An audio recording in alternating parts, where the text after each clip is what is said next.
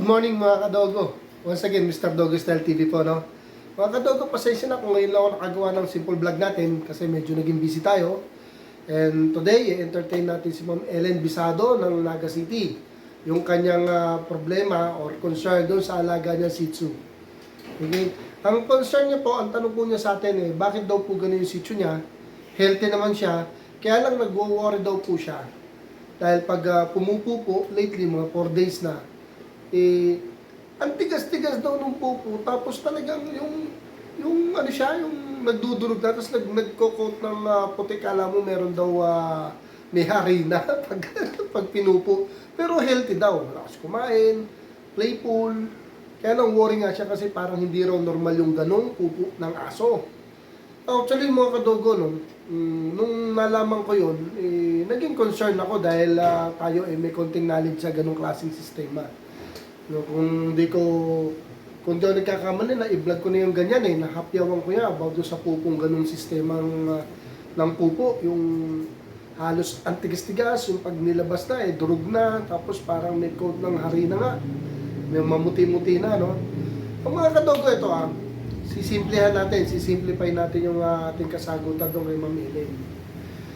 Yung mga ganung sistema po ng pupo ng ating alaga, ibig sabihin po nun, hindi po siya nakakainom ng maayos. Kulang po siya sa tubig. Yun lang po ang sagot doon. Pero mas maganda, agapan po natin, painumin po natin.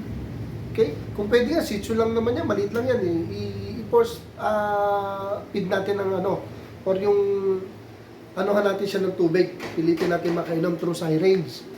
Pansamantala lang. Pag naging normal na sa tingin niyo yung pupo niya, hayaan na natin siyang uminom mag-isa.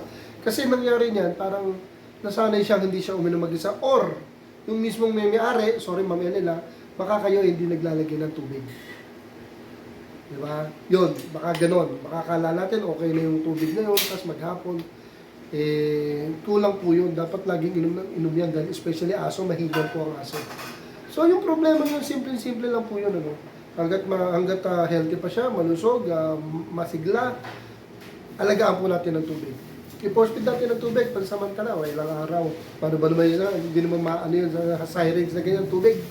Tapos doon, masasanay na siya na gano'n, na siya mag-isa na uli ang iinom. Kailangan kasi uminom yan mga kadogo. Dahil pag hindi yan uminom at magtuloy-tuloy yan, magkakaproblema.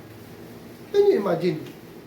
Pumupupo ka na halos tuyong-tuyo dahil paglabas mo durug-durug na halos. So may problema, may kulang. Tubig. Okay? So dapat lagi tayong meron tubig. 24/7 may nakalagay na tubig at alam na i-safe na lang natin kung saan natin ilalagay yung tubig, baka na liliparan o nagagapakan ng mga insekto, especially ng ipis, huwag naman ganun. Safe natin, alam naman natin kung ano safe, di ba?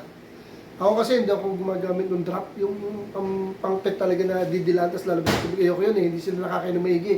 Iba yung inom talaga na nakalagay sa isang lalagyan. So, mas maganda maglagay tayo ng ganun, tapos safe natin kung malinis yung paglalagyan natin. Or yung place safe dun sa mga insekto magagapakan ng tubig.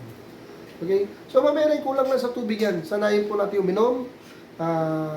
Gaya na sabi ko, i-force feed natin ng tubig muna pansamantala. Ng araw lang, kahit isang araw nga lang para yung katawan niya ma-regulate na may tubig. After nun, sanayin na natin uminom. Kasi pag yan, nauhaw, iinom at iinom yan.